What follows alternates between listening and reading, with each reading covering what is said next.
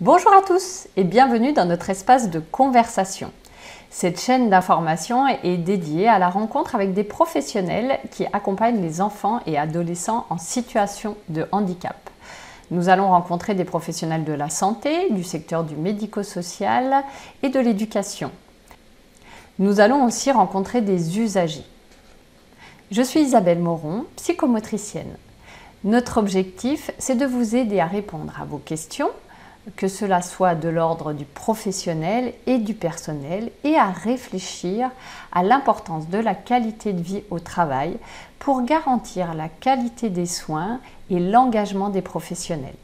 Bonjour Marjorie et merci beaucoup de venir nous rencontrer dans ces temps de conversation pour l'association Solaire. Alors je vais commencer par te laisser te présenter.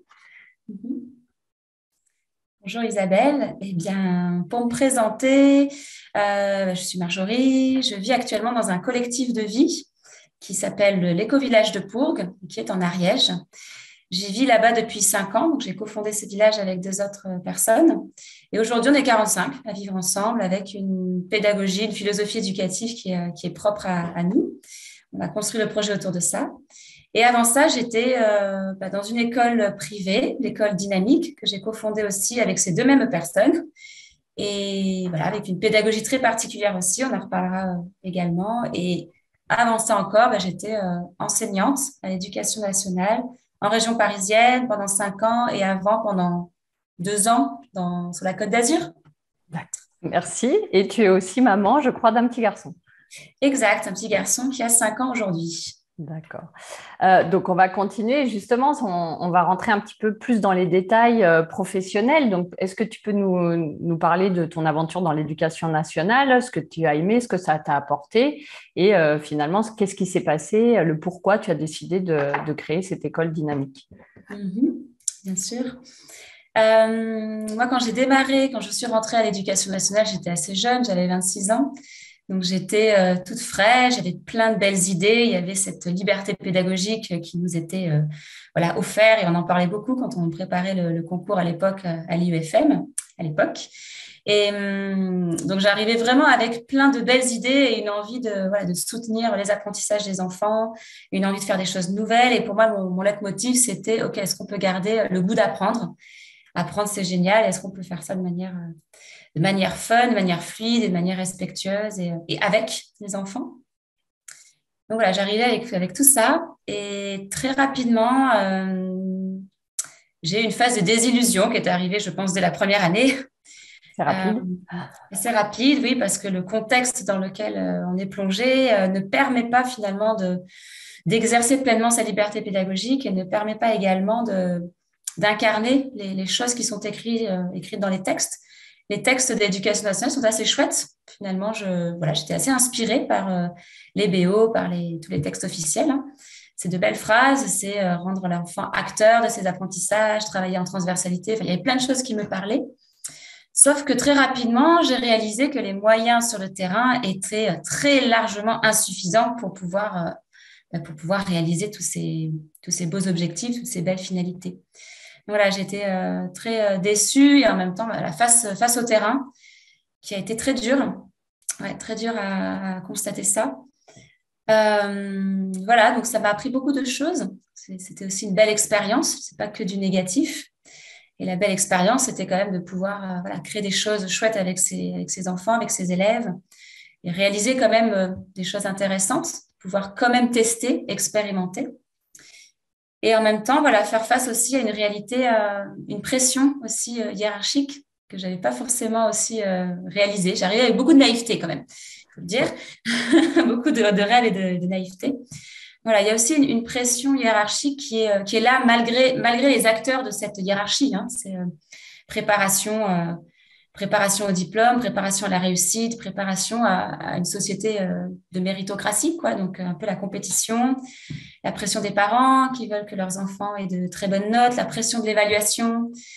Tout ça, c'était quelque chose qui ne permettait pas complètement de faire quelque chose de respectueux à l'écoute des enfants.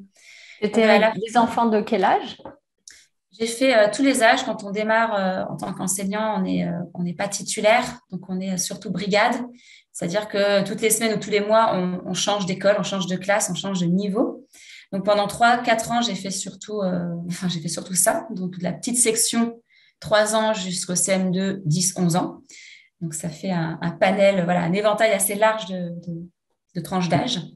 Et les 3 dernières années, là, par contre, j'étais titulaire enseignante en CP. Donc, c'était essentiellement l'apprentissage de l'écriture et de la lecture qui était mon dada, quoi, qui était passionnante. Donc ça, c'est problématique. C'est vrai aussi bien pour la maternelle que pour le primaire. Tu les as rencontrés dans tous les Oui, oui, niveaux. la problématique, par exemple, là, quand je t'entends dire maternelle, la première problématique, c'est le quota adulte-enfant. J'avais des classes de petites sections de 32, en fait. Voilà. Et tu 32, étais toute 30, seule. et on est à deux Il avec y a une l'ABS ATM ou qui, l'ABH. heureusement, est là parce que, bah, en fait, à cet âge-là, 3 ans et demi, 4 ans, il y a beaucoup de débordements émotionnels. Il y a encore se moucher, aller aux toilettes, enfin, tout ça n'est pas, il n'y a aucune autonomie pratiquement, à part qu'ils n'ont plus de couches, mais sinon, c'est... Donc oui, je me suis très rapidement confrontée à ça, au nombre. On est très nombreux, il y a beaucoup d'enfants et on est très peu d'adultes, très peu de ressources.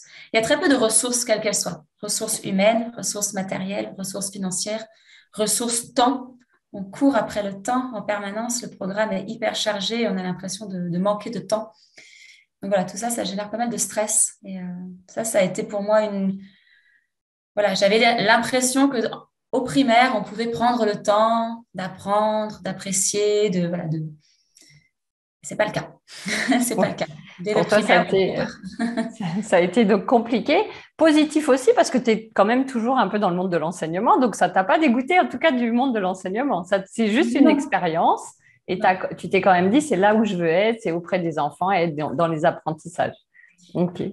Exact. Oui, parce que ça ne m'a jamais quitté l'envie de faire mieux et autrement. Ouais. Donc pendant toutes ces années, je cherchais de faire autrement et j'ai beaucoup lu, beaucoup visité d'autres écoles pour voir qu'on pouvait faire autrement. Oui. Merci.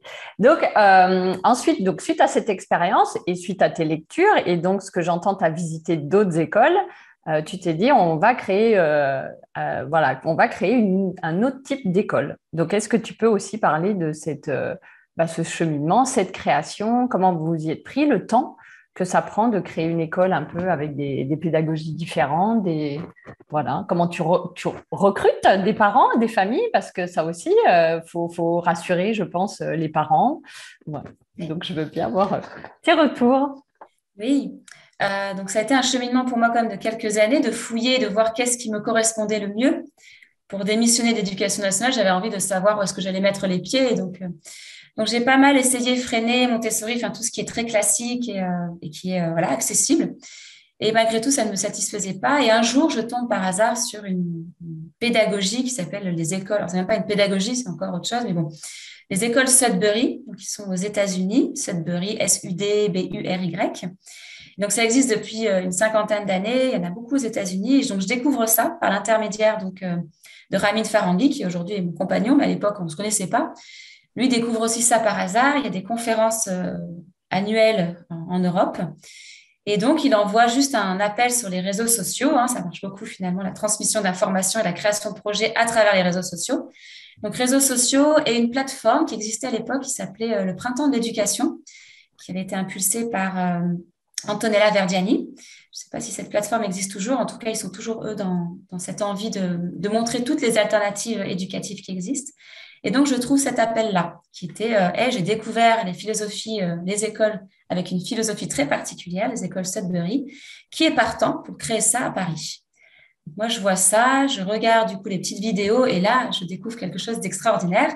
Je découvre des enfants de tout âge qui ont 5 ans ou 14 ans, qui sont dans le même lieu de vie, qui est plus un lieu de vie qu'une école, c'est un lieu d'apprentissage. Et quand je les écoute parler, quand j'entends ce qu'ils disent et ce qu'ils incarnent, je dis waouh, ah ouais, ça existe. Ça existe un enfant de 13 ans qui peut s'exprimer comme ça, qui est mature, qui est posé, qui a un langage hyper développé, surtout une maturité qui se voyait dans son corps. Je me suis dit, OK, là, j'ai trouvé quelque chose de vraiment chouette, à la fois de la liberté, de la responsabilité et du respect. Donc, je me suis dit, j'y vais. Et donc, on a commencé comme ça. Donc, c'était des personnes qui ont répondu présent à l'appel de Ramin. Et donc, on s'est réunis, je pense qu'on se réunissait toutes les semaines au CRI, qui est un endroit sur Paris. Et donc, on avait voilà, une salle qui nous était prêtée. Et des gens venaient, soit des gens pour monter le projet en tant que du coup, éducateurs, soit des gens, des parents qui étaient intéressés pour leurs enfants et qui venaient avec leurs ados. Il y avait beaucoup d'ados qui venaient. Il y avait beaucoup d'ados qui étaient en échec scolaire, qui voilà, cherchaient une autre école, une alternative. J'allais te demander justement le besoin des parents, c'est souvent en lien avec un échec scolaire. Est-ce qu'il y a un trouble, un handicap, je mets des guillemets, hein, mais voilà, les fameux 10, troubles des apprentissages et autres. Est-ce que ça, c'est un peu le déclencheur qui les amène vers des écoles alternatives? Je dirais à 60-70%, c'est ce qu'on avait il y a 7 ans maintenant. Oui, c'était surtout des ados voilà, en souffrance, en décrochage, on en avait quand même quelques-uns qui ont fait le choix, un vrai choix, c'est-à-dire, OK, en fait, moi, là, ça ne correspond plus à mes valeurs. Je veux une école qui a d'autres valeurs, qui incarne d'autres choix, d'autres choses pour moi. Et donc, il y avait quand même des ados assez, voilà, bien dans leur basket qui venaient toquer à notre porte. Mais c'est sûr que ce n'était pas la majorité des ados. En tout cas, au D'accord. début. Au début, Et c'était vraiment ça, l'école de la dernière chance, quoi. oui, l'école de la dernière chance. Donc, quand même 70% d'enfants, on va dire, en situation un peu difficile à l'école.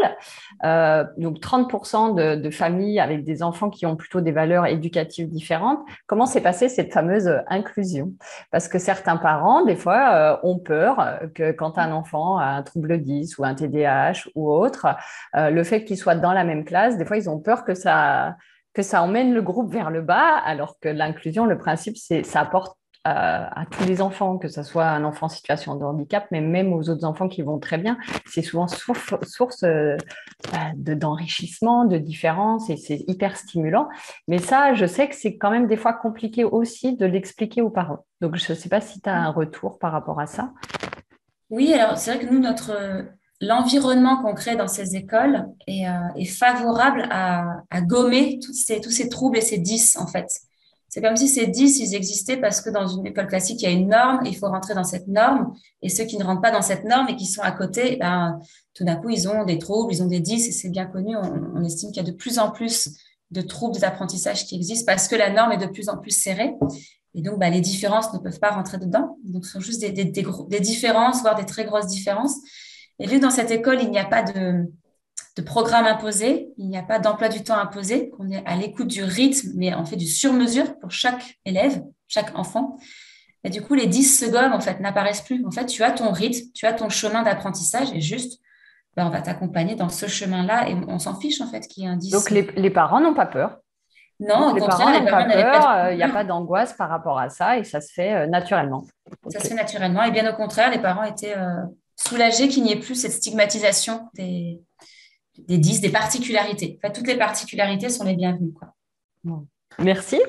Donc voilà, bon, l'idée, on voit, c'est un rassemblement de personnes avec une valeur qui est, une école qui existait déjà et c'est l'importer un petit peu en France. Donc, vous avez, une fois que vous avez eu l'idée, la structurer un petit peu, comment ça s'est passé, la mise en place et donc trouver un local, trouver de l'argent parce qu'il y a besoin d'argent, valider en fait l'équipe pédagogique et faire en sorte que cette équipe humaine soit investie, mais aussi, on en parlait juste avant, comment on fait pour durer aussi dans le temps? Parce que souvent, ça prend beaucoup de temps, ça peut être épuisant et voilà, c'est un peu toutes ces questions-là d'organisation. Oui, ben, gérer les ingrédients incontournables, c'est finalement le point de départ, la source. Il faut une source et la source est une personne. Pour moi, c'est pas un groupe parce que le groupe, en fait, ben, c'est difficile de se mettre d'accord Donc, il y a la source. Pour moi, c'était Ramin. Il avait une idée. C'était OK. Je veux monter une école démocratique Sudbury. L'idée, elle est claire. Voilà ce que je veux faire. On fait exactement la même chose que toutes ces autres écoles qui sont là et qui marchent depuis 50 ans. Donc, il y a des ingrédients qui sont pas négociables. Voilà, c'est cette philosophie éducative-là que je souhaite. Et ensuite, nous, on était 5 de plus et on avait foi alors pas forcément en la source, Rami, on avait foi ce qu'il nous proposait. C'était, pour nous, ça vibrait. Donc, les 5 personnes qui étaient là, OK, en fait, ce choix éducatif, qui est une philosophie, qui est un paradigme, une manière de voir et l'apprentissage et l'apprenant. Donc, c'était vraiment un changement de regard sur ça. Et ben, il y avait quelque chose qui disait oui, mais un oui plein, en fait. Pas un seul doute sur la philosophie éducative. Donc, pour moi, ça aussi, c'est important. Si on dit oui à la source, on dit oui à la personne. C'est vrai qu'elle nous inspirait confiance. et on avait envie d'aller travailler avec elles, mais aussi oui à ce qu'elle porte, le message. Est-ce que le message, il est vraiment à 100% en cohérence et avec soi, avec ses valeurs profondes? Ça, pour moi, c'était important. Et après, il faut une dose de folie aussi. Hein, on se jette dans l'inconnu. Hein, c'est quand même une aventure où on était 6 personnes, on ne se connaissait pas. On savait qu'on allait s'engager dans un paradigme éducatif qui était complètement nouveau en France. Donc, avec voilà, une certaine force intérieure aussi pour dire, OK, on se jette dans l'inconnu et on y va avec force tranquille. Et on savait aussi qu'on n'allait pas être payé pendant un certain temps. Donc, besoin aussi d'avoir un bagage financier, quel qu'il soit un capital perso qu'on a pu mettre de côté, soit de la famille, du soutien pour pouvoir être bénévole pendant 1 an ou 2 si besoin, en fait. Donc ça, c'est Un quand an même... ou deux bénévolat quand même. Eh bien, peut-être. C'est pas ce qu'on a fait finalement. Au bout de 9 mois, on a réussi à salarier 2 personnes, dont moi. Mais c'était incertain.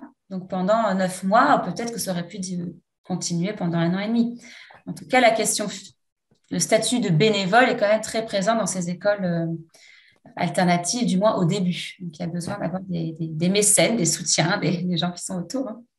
Et justement, donc il y a les bénévoles, les mécènes humains, mais il y a l'apport financier. Comment vous avez fait pour avoir l'apport financier, les locaux?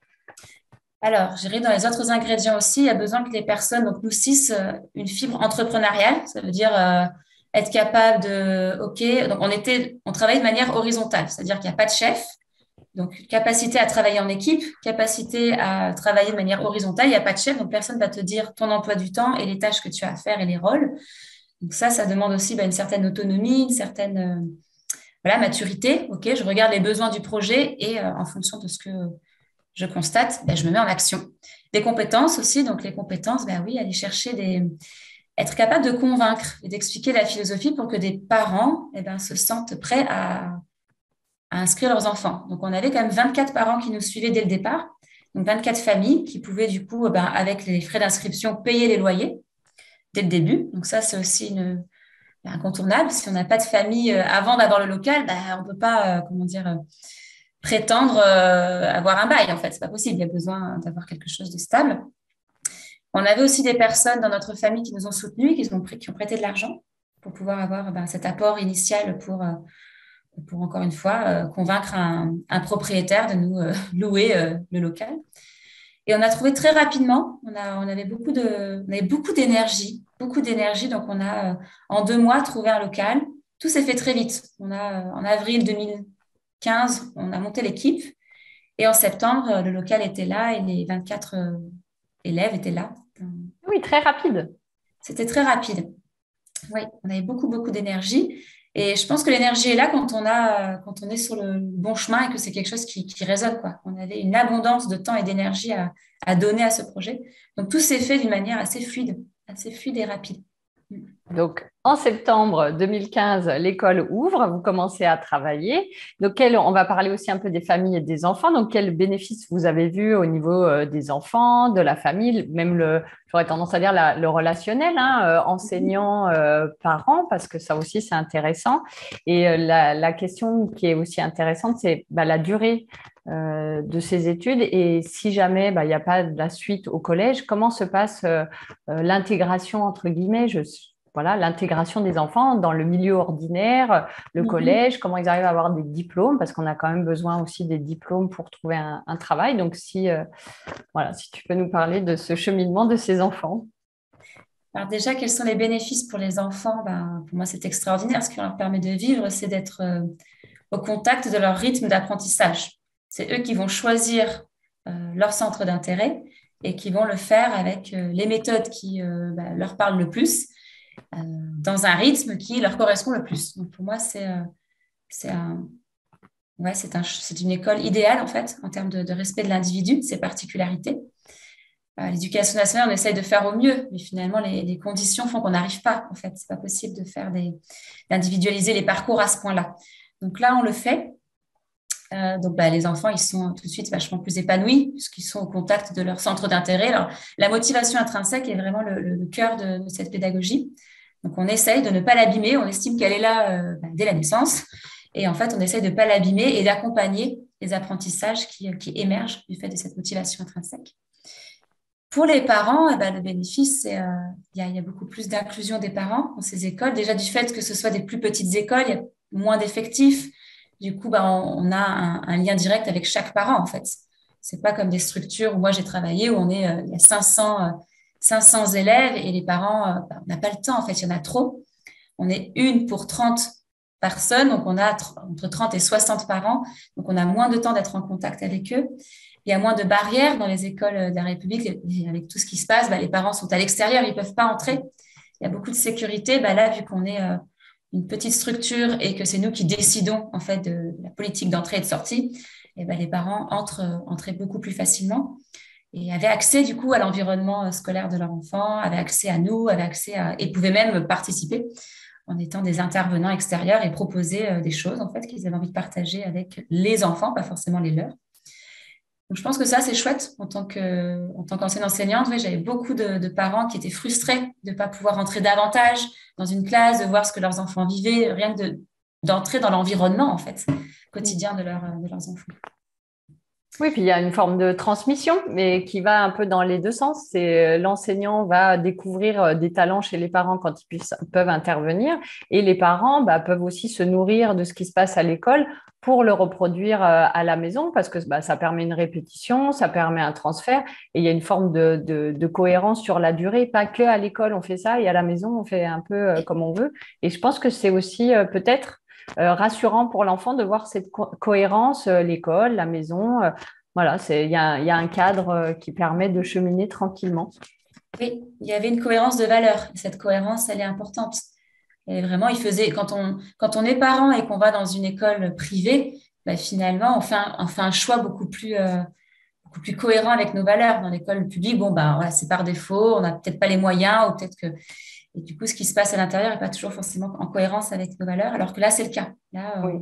Justement, en parlant de moyens, moi, ça me permet de rebondir quand même. Est-ce qu'il y a une sélection finalement quand même qui est liée à l'argent dans ces écoles? Et est-ce que ça, c'est quelque chose qui peut être dur aussi, que ça soit en tant qu'enseignant ou en tant que parent, de se dire, ah, c'est là où je vais aller, mais je n'ai pas les moyens? oui, c'était une réalité aussi. On avait toujours des solutions pour ça. Les parents trouvaient toujours des solutions alternatives pour trouver les financements, en fait. Hein. Ils étaient toujours, soit ils demandaient à la famille, aux grands-parents, soit nous, on mettait en place un système de bourse. On essayait vraiment de faire en sorte que ce soit possible, ou des échéances plus étalées. Enfin, voilà, vraiment. Vous l'avez mis en fonction des revenus? Il y avait un barème En aussi fonction en des fonction revenus, des voilà. revenus? Et encore une fois, vu que c'est une petite structure, on peut faire au cas par cas. C'est toujours pareil quand on est à une échelle très grosse, c'est l'usine et du coup, il y a des procédures bien carrées et du coup, on applique la procédure. Et du coup, on déshumanise sans le vouloir vraiment, mais l'usine crée ça. Alors que quand on est dans des structures où il y a 50 enfants, on peut se permettre d'étudier 50 cas de situation en fait, financière et trouver des solutions. Parce qu'il y a un lien direct en plus quand on fait les personnes qui étaient en charge des admissions, donc c'était surtout moi et Ramine, on rencontre toutes ces familles, il y a une histoire, elles nous racontent voilà, pourquoi ils sont arrivés jusqu'à nous, quel est leur cheminement. Et donc, il y a toujours un lien qui se crée, donc une envie plus facile de trouver des solutions pour vivre l'aventure ensemble, en fait. Et oui. Et oui, pour mieux accompagner les enfants. Ouais, et Mhm. les adolescents. Et donc, on parlait aussi tout à l'heure des fameux diplômes, vu que vous, c'était une école qui n'était pas sous contrat d'État, de ce que tu m'avais expliqué. Donc, ça veut dire que vous pouvez pas organiser les diplômes, les examens. Donc, ça veut dire que les enfants, s'ils veulent passer des examens, ils doivent forcément se présenter, je pense, en candidat libre, c'est ça? Oui. Donc, est-ce que vous avez vu un petit peu dans le cheminement comment ça s'est passé pour ces enfants, pour qu'ils puissent passer des diplômes? Alors déjà, peut-être pour préciser, ça me permet de faire le lien avec de compléter la première question, quels sont les bénéfices pour ces jeunes? Déjà, pour préciser, ces jeunes, ils avaient entre 5 ans et 18 ans chez nous. Donc, on fait toutes les structures parce que l'ingrédient phare dans ces écoles Sudbury, c'est le multi-âge. Mais le multi-âge poussé jusqu'au bout. Pas comme Montessori où c'est juste 3-6, 6-9, etc. Là, il y a vraiment un intérêt qui a été démontré par deux grands chercheurs, notamment Daniel Greenberg, qui est le fondateur de ces écoles, et Peter Gregg, qui est toujours vivant et qui travaille beaucoup pour démontrer toute la richesse qu'apporte le multi-âge, entre autres. Et donc, on est quand même dans une structure voilà, entre 5 et 19 ans. On est dans une structure démocratique et ça, c'est incontournable. C'est-à-dire que moi, les bénéfices qu'en tirent ces jeunes, c'est qu'ils sont directement plongés dans un environnement démocratique, donc ils vivent leur rôle de citoyen tout de suite. C'est pas, voilà, tu es dans une école et puis ensuite, à 18 ans, tu vas avoir la majorité et du coup, exercer ton pouvoir et ton droit de citoyen. Là, c'est tout le temps. Et quand je dis tout le temps, on se réunit une fois par semaine et au conseil d'école, on prend des décisions très importantes. Pas seulement quel va être le repas du midi, mais plutôt quels sont les salaires que l'on va donner aux membres du staff, quels sont les nouveaux euh, élèves qu'on inclut ou pas, quelles sont les conséquences, comment est-ce qu'on design notre lieu, est-ce qu'on met une salle d'art, est-ce qu'on a les moyens, est-ce qu'on a les budgets, donc voilà, on parle de choses très concrètes et réelles.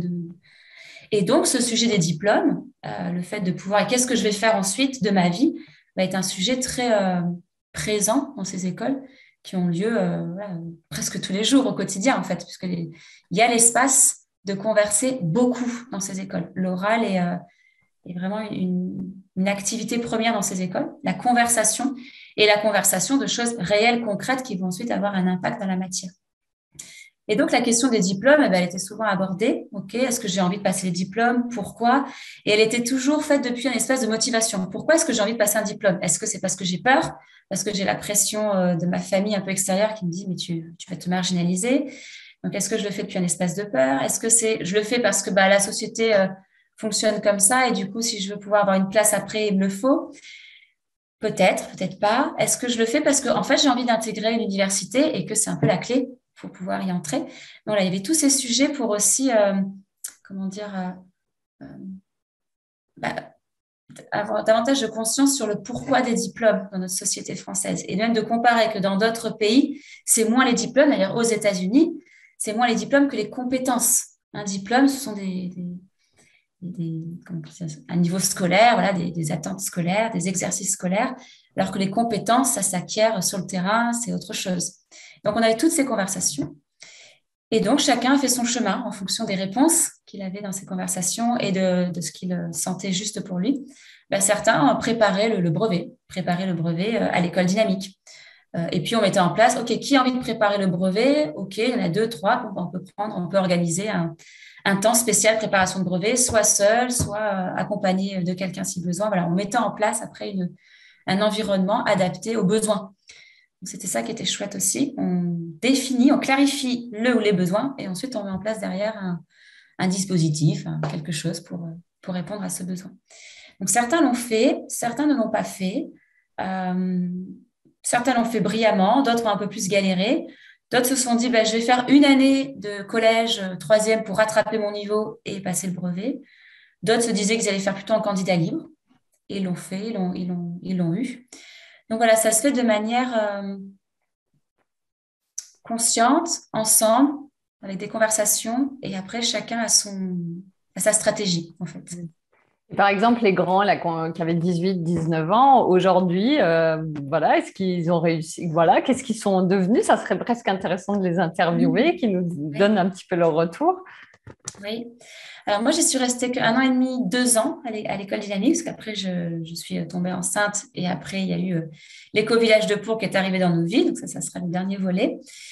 Et sinon, l'école a continué du coup sans nous, avec une nouvelle équipe, avec une nouvelle personne un peu source et phare, qui était notre amie. Donc, les nouveaux qui sont entrés dans cette école, je n'ai plus de nouvelles d'eux, mais les anciens, j'ai quand même quelques nouvelles des anciens. Certains sont, est-ce que certains sont entrés à l'université ou pas? Je crois que la plupart ont développé des compétences à l'école dynamique et sont ensuite partis dans la vie active, en fait. Avoir envie de tester des choses, avoir envie de... En tant qu'entrepreneur, finalement. Voilà, soit ça, soit reprendre l'activité familiale en tant que... il y en avait un qui était dans une grosse ferme et il s'est dit, OK, je vais continuer ça et prendre ça à mon compte plus tard. Ou peut-être le faire un peu et ensuite, pendant 2, 3 ans, faire mon chemin ailleurs et revenir. Alors, en tout cas, il y avait de vraies questions à chaque fois. Qu'est-ce que je veux faire de ma vie? Qu'est-ce que j'ai envie de faire? Et pas qu'est-ce que je vais subir parce que j'ai rien d'autre à faire. Donc, vraiment un choix. D'autres se sont lancés dans des écoles, d'autres écoles privées, des écoles d'art, de photo, voilà, qui ne demandent pas forcément des diplômes. Je pense que c'est surtout au culot et à l'entretien, en fait, que ça se joue. Il y a pas mal d'écoles où c'est, OK, je fais un entretien et j'exprime mes motivations. Et les écoles Sudbury sont parfaites apprentissage pour pouvoir bien exprimer ses motivations, parce qu'on a de vraies et on a une bonne compétence langagière. Donc voilà, la plupart certains sont retournés dans le système classique aussi. Ils avaient envie de retester, de voir qu'est-ce que ça fait après 2, 3 ans, 4 ans d'école Sudbury démocratique, qu'est-ce que ça fait de retourner dans le système. Donc, finalement, c'est ça que je retiens, c'est que c'est pas un chemin.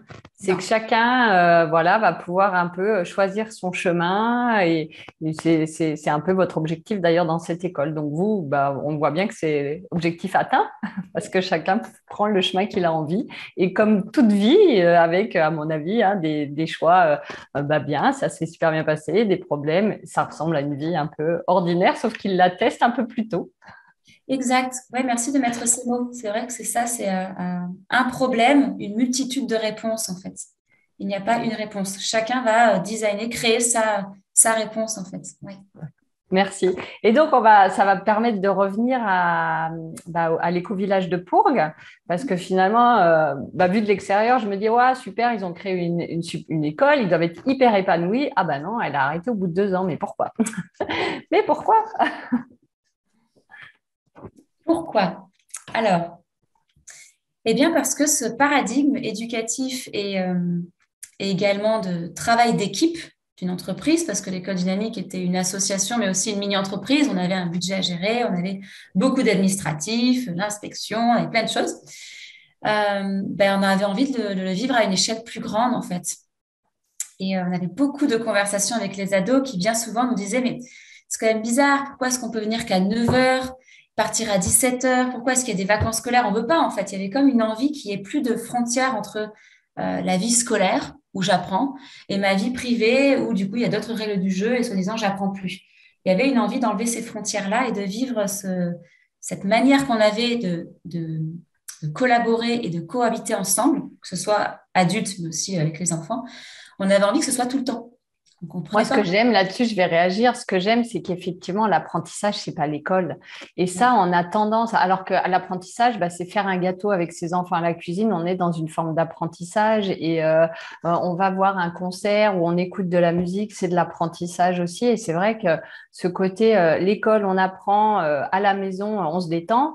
C'est pas tout à fait vrai quand même. C'est vrai que j'avais envie de réagir là. Oui, et puis on n'arrivait pas à justifier, on n'avait aucune explication quand les ados nous disaient, mais pourquoi est-ce qu'on est obligé de fermer l'école pendant 2 semaines de vacances scolaires? En fait, c'est notre lieu de vie où on apprend plein de choses, on fait plein de choses, juste qu'il soit ouvert tout le temps, en fait. Juste, c'est un lieu en accès libre, et puis voilà. Donc voilà, ce genre de conversation, à un moment donné, nous a amené à nous poser des questions, donc avec surtout Ramine, moi et la troisième personne avec qui on avait vraiment des liens forts. Et c'est vrai que notre passage au hameau des Buis, chez Sophie Rabi, elle nous avait contacté pour transformer aussi son école, la ferme des enfants, en école démocratique.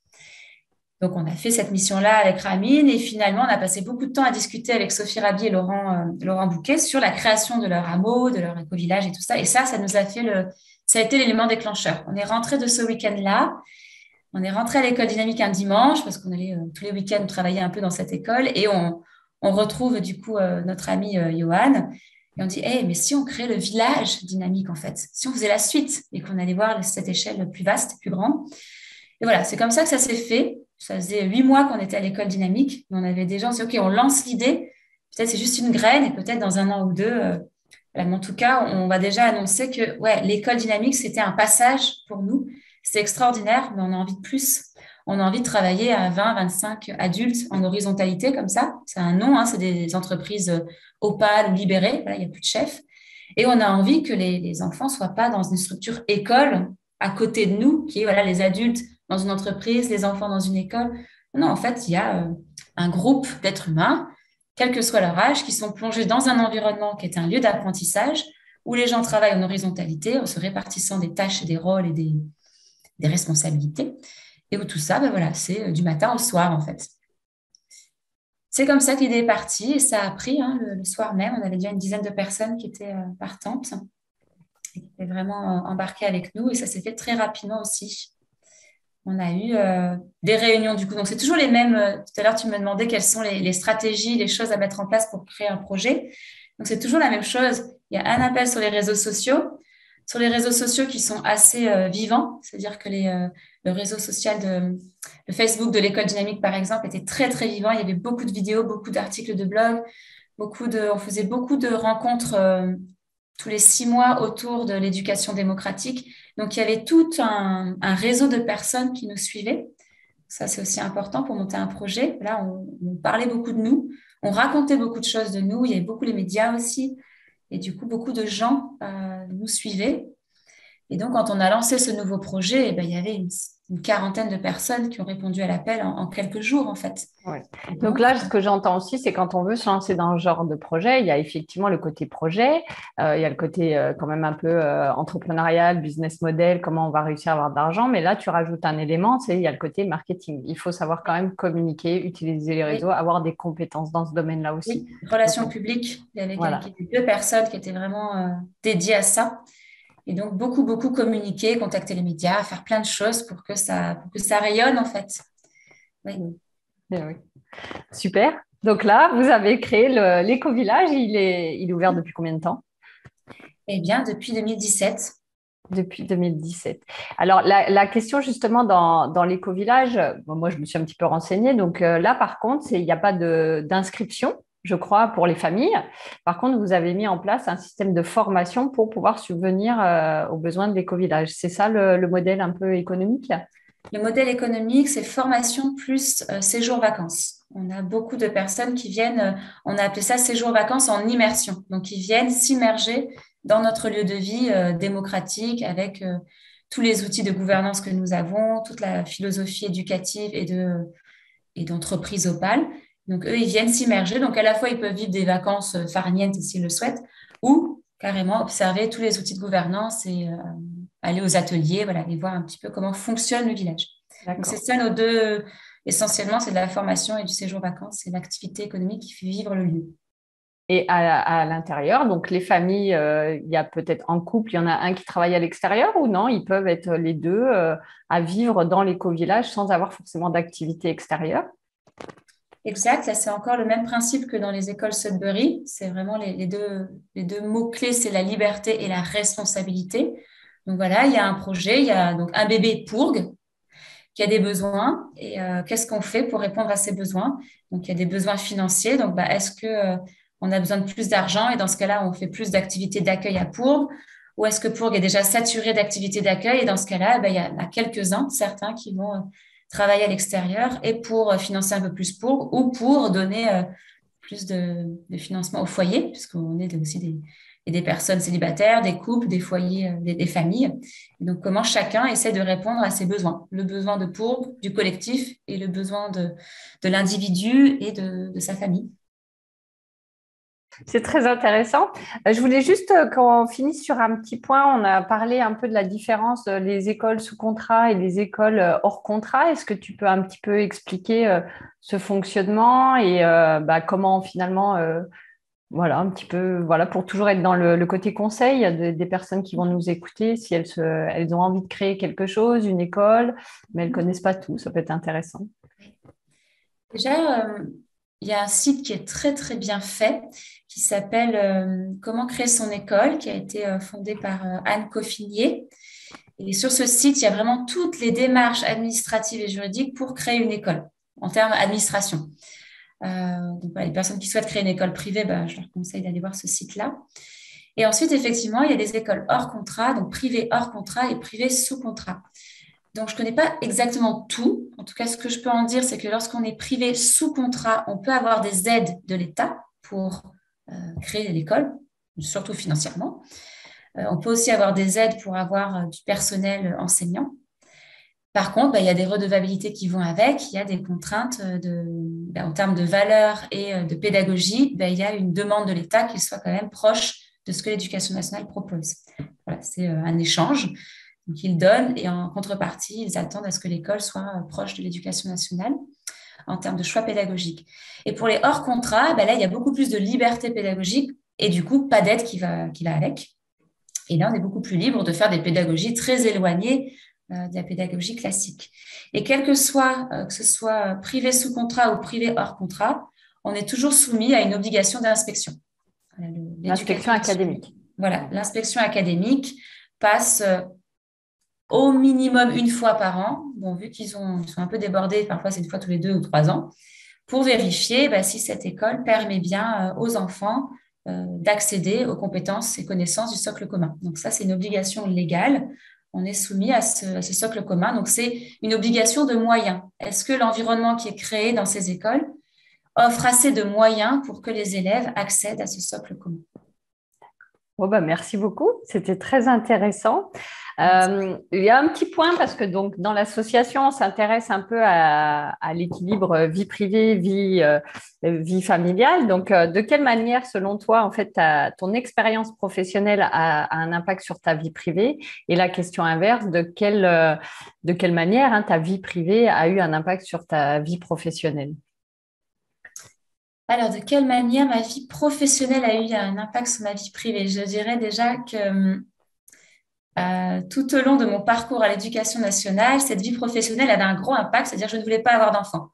Ah oui, carrément. Ouais, pour moi, c'était une évidence pour plusieurs raisons, parce que déjà, je me dis, waouh, si j'ai un enfant, je vais devoir le mettre dans ce système-là. Moi, déjà, en tant qu'ancienne élève, je n'ai pas trouvé ça joyeux d'être à l'école. Et là, je suis de l'autre côté, je suis sur l'estrade maintenant, et je trouve toujours ça pas très joyeux, en fait, et pas très, quand je dis pas très joyeux, je trouvais ça très violent pour l'être humain. Donc j'étais là, non, tant que je ne peux pas faire un enfant en connaissant ce qui se passe en fait dans le système, c'est trop broyant pour moi en tant que. Donc je ne voulais pas. Puis la deuxième raison, c'est que j'avais déjà tellement d'enfants duquel j'avais la responsabilité. J'étais servie en fait. Bon, j'ai 29 enfants, dont je m'occupe 8 à 10 heures par jour. C'est largement suffisant et je suis nourrie en tant que personne. Et donc, ce qui m'a fait basculer, c'est quand j'ai découvert les écoles Sudbury et quand j'ai découvert aussi le documentaire de Clara Bellard que je vous recommande sur l'instruction en famille qui s'appelle Être et devenir. Et donc, ce documentaire m'a fait découvrir qu'en fait, l'école n'était pas obligatoire, chose que je ne savais pas en tant qu'enseignante. Je pensais que l'école était obligatoire alors que c'est l'instruction qui est obligatoire. Et là, je me suis dit, OK, si l'école n'est pas obligatoire, je ne suis pas obligée de mettre dans ce système-là. Moi, je n'avais pas les moyens d'imaginer, les moyens financiers d'imaginer mettre mon enfant dans une école privée. Mais si je peux faire l'instruction en famille, waouh! Et en plus, je découvre à quel point on peut le faire d'une manière extraordinaire. Comme tu disais tout à l'heure, on apprend tout le temps, plongé dans le vaste monde. OK, allons-y en fait. Et à travers des situations de vie concrètes, il va apprendre tout ce dont il aura besoin. Donc là, voilà, ça a fait changer mon regard sur le fait d'être maman ou pas. Et ta deuxième question, c'est est-ce que ma vie privée influence ma vie professionnelle? Et oui.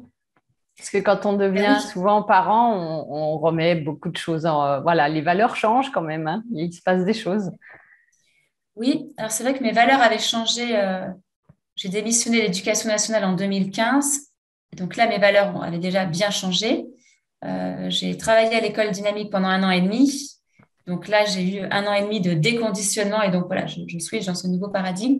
Et c'est qu'après que mon petit garçon arrive, donc moi, j'avais déjà voilà, fait un choix pédagogique, enfin pédagogique, c'est un choix éducatif très fort avec le papa, donc qui est du coup Ramid Farangui, on avait créé cette école dynamique et pour nous, voilà, le choix éducatif qu'on avait fait pour notre enfant, c'était celui-ci. Donc il était très fort et très posé, une évidence. Quand notre petit garçon est né, j'ai bien vu aussi, ensuite le décalage entre les valeurs, les idées, la théorie et la pratique quand on est parent, que ça allait nous challenger à plein d'endroits. Et donc oui, ça influence beaucoup, ouais. Ça influence beaucoup. J'ai beaucoup nuancé mes propos, surtout que c'était mon métier, donc d'expliquer c'est quoi cette éducation nouvelle. Et j'ai bien vu, en étant maman, que j'ai nuancé, complexifié et que tout n'est pas blanc ou noir, en fait, hein. Voilà, il y a les idées et après, le terrain est beaucoup plus complexe et mouvant, quoi. Ça amène beaucoup plus d'humilité Oui, d'avoir un enfant aussi. On prend un peu de recul, oui, effectivement. Ouais. Bon, merci beaucoup. Et il y a une dernière question qui est aussi en lien avec l'association. Donc, l'association Solaire, on a différents axes pour améliorer la qualité de vie au travail des professionnels qui accompagnent les enfants et adolescents, donc soutien santé, éducation médico-sociale, dans l'objectif d'améliorer la qualité de l'accompagnement de ces enfants. Et on a donc 4 axes. C'est renforcer le dialogue interprofessionnel, permettre un mieux-être personnel, trouver un équilibre vie privée, vie pro et redonner du sens dans nos pratiques professionnelles. Donc, pour nous, les 4 sont totalement indissociables. Donc, je voulais avoir un petit peu ton avis par rapport à ça, ce que tu en pensais et si, voilà, s'il y en avait un pour toi qui peut-être sortait du lot aujourd'hui. Ouais, je dirais que les 4 sont incontournables et à Pourgue, on a cette chance de, de designer vraiment notre environnement comme on le souhaite. Donc là, aujourd'hui, il y a plein de pôles différents et le pôle éducation, bah, j'en ai pris la coordination et donc on peut tout imaginer en fait. À chaque fois que des nouveaux besoins émergent, bah, on imagine des comités, des ateliers, des échanges. Donc la conversation et les échanges entre parents et entre éducateurs, il y en a énormément. On se fait des points très régulièrement pour faire circuler la parole, pour pouvoir déposer ce qu'on vit avec nos enfants ou avec les enfants des autres, puisqu'on organise des, des- des moments partagés. Voilà, on se soutient les uns les autres avec nos enfants. Donc ça, c'est énormément présent. On vient tous de milieux, d'anciens milieux, voilà, d'anciens éducateurs, enseignants ou centres de loisirs. Enfin bref, on a plein de compétences ou des maîtres spécialisés. Voilà, il y a plein de compétences et on les met au centre en permanence. Voilà, on se réunit et comment est-ce qu'on peut se soutenir avec ces anciennes compétences qui sont toujours là et qui sont au service de ce terrain nouveau, mais les compétences sont toujours là. Donc pour moi, c'est aussi essentiel de pouvoir mutualiser les compétences et de pouvoir raconter des vécus. Raconter des vécus dans des situations concrètes, ça, c'est très parlant. Tu peux me rappeler les deux autres axes? Donc, c'est prendre soin de soi, l'équilibre vie Ah oui, privée, vie perso et le sens. Le oui. sens. Le sens, bon, il est toujours présent parce qu'on a une. J'ai pas parlé de la philosophie éducative de ces écoles ou de l'éco-village, qui est la même. Mais pour nous, ce sens, il est fondateur. Si on n'a pas ce sens commun, on ne peut pas travailler. C'est vraiment la colonne vertébrale. Et on est tous très au clair sur cette colonne vertébrale, sur ces notions de. On considère l'enfant comme une personne à part entière. On crée un environnement où il y a des ingrédients bien précis. Il y a du multi-âge, il y a du jeu libre, il y a l'environnement qui est réel, qui est proche du réel et qui est en accès libre et illimité pour nos enfants. Et la présence d'adultes très variés et nombreux, en fait. Beaucoup plus voilà, par exemple, un adulte pour 4 ou un adulte pour 3. Pour nous, c'est indispensable. Et donc, vu qu'on a ces ingrédients-là, le sens, il est bien clair et l'environnement, il est bien stable. Ça, pour moi, c'est indispensable pour Et débuter. ça permet d'améliorer la qualité de vie Et au voilà. travail. C'est après, quand on a cet équilibre-là et ce sens, des fois, on est capable de soulever des montagnes, comme on est capable d'avoir cette énergie. Et Oui, c'est pas une histoire non plus de temps de travail. Des fois, on peut travailler énormément parce que on se dit on a du sens, il y a des valeurs et c'est aussi ça. Et je trouve que c'est intéressant de mettre ce parallèle-là parce que des fois, on a l'impression que c'est la valeur temps qui va définir la qualité. On peut travailler 50 heures, mais si on travaille 50 heures sans avoir du sens derrière, ça ne marchera pas. Voilà, et ce sens-là est vraiment source d'énergie. tout à fait. Oui, tout à fait. Et le temps devient relatif, en fait. Comme à l'école dynamique, on pouvait travailler 14, 15 heures par jour, mais ça n'avait aucune. Déjà parce que le mot travail n'a plus trop de sens. Le travail, c'est un labeur, alors que là, c'était juste voilà, l'expression de notre spontanéité. Ça avait tellement sens et c'était tellement profond que, en fait, on est en mouvement sans forcer, en fait. Donc oui, je suis réveillée de 8 heures du matin jusqu'à 23 heures. Et pendant tout ce temps que je suis réveillée, bah, juste, je me mets en mouvement au service de quelque chose qui fait sens. Donc, j'ai pas l'impression d'avoir subi ou forcé ou perdu de l'énergie. Et ça, on le vit beaucoup à Pourgue, cette espèce de flow où en fait les choses se font et le temps est, voilà, on a l'abondance de temps et de vitalité. Et c'est vrai que lorsqu'on sent que on en a moins, c'est qu'il y a peut-être un désalignement et du coup on se pose et on dépose et on partage et on se remémore le sens de tout ça et l'axe. Et une fois que l'axe, hop, il est retravaillé, ben, derrière ça coule tout seul et il y a plus de qualité, ouais, qualité de Oui, vie aussi. Et c'est une manière de prendre soin de nous. Voilà, c'est plus Oui, de de qualité de s'arrêter, boulot. de s'arrêter, de se poser et de faire le point. Ça aussi, c'est quelque chose d'important pour la qualité de vie en règle générale. On a le droit de s'arrêter. Ouais, c'est chouette. Bah, merci beaucoup. Est-ce que tu veux rajouter quelque chose? Eh bien, est-ce que je veux rajouter quelque chose? Eh bien, pour ceux qui sont intéressés, bienvenue à Pourgue pour voir tout ça. Bienvenue à Pau, bienvenue à nos formations. Voilà, pour moi, c'est une entrée dans un nouveau paradigme et il faudrait des heures et des heures et toute une vie quoi, pour en parler ou tout simplement le vivre. Donc, venez le vivre Voilà. à Pau si vous en avez envie. On mettra le lien vers le site de l'éco-village, de toute façon, dans les commentaires sur YouTube, Spotify ou les différents podcasts. Donc ça, les personnes qui ont envie d'aller vous rencontrer pourront vous trouver facilement. Et je voulais rajouter, est-ce que tu as une citation, un mantra, justement, un slogan, quelque chose qui t'accompagne au quotidien? Ah, est-ce que j'ai un mantra qui m'accompagne au quotidien? Hmm.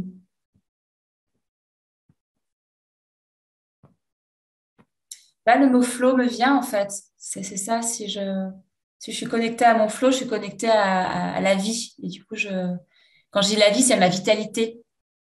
Du Le coup, voilà, mouvement. c'est d'être à l'écoute de ma vitalité. Si je suis à l'écoute de ça, c'est que je suis au bon endroit et que je suis en train de faire quelque chose de juste.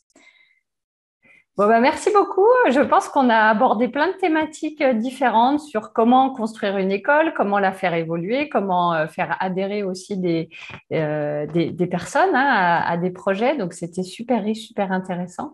Je te remercie beaucoup, Marjorie. Ben, merci à toi aussi, Isabelle. Et puis, Ravie. à très bientôt à Pourgue. Oui, avec plaisir. Si vous cherchez des informations, des notes, des références en lien avec ce podcast, allez directement sur le descriptif de celui-ci. Si vous souhaitez me contacter pour me parler de mon travail, me proposer de nouveaux sujets ou me présenter des invités, vous pouvez me contacter directement via le site internet de notre association www.solerlab.org. Solaire, lab, SOLAIRLAB.org. Si vous appréciez tout ce travail, si vous souhaitez m'aider, n'hésitez pas à vous abonner, à mettre des mots doux dans les commentaires, à partager sur vos réseaux sociaux et à mettre 5 étoiles quand c'est possible. C'est vraiment important, cela donne le moral, cela nous aide à nous faire connaître et à faire connaître l'association. En tout cas, je vous dis à très vite pour un nouvel épisode.